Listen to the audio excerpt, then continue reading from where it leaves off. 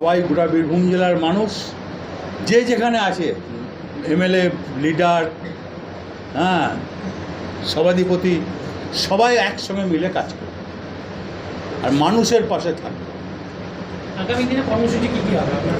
দেখুন, কর্মসূচি কী কী থাকছে? এখন তো এই বর্ষা, পুজোটা যাক, হ্যাঁ, কালী পুজোর পর, দেয়ালির পর ব্লকে ব্লকে যাবো, মিটিং করবো, সব কিছু। মানে কালী পুজোর পর থেকে সক্রিয়। হ্যাঁ, আপনাকে আবার আগের মতন দেখা যাবে, আগের মতন কাজ করতে? আমি যেমন বললাম সবাই মিলে করবো, আমরা আগের মিলে কেন করবো না?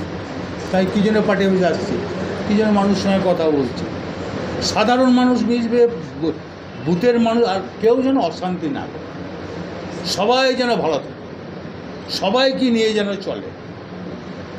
কেউ বুঝিয়ে দিল আর দুটো বাইক দিয়ে দিল, লাভ নেই, অনেক বাইক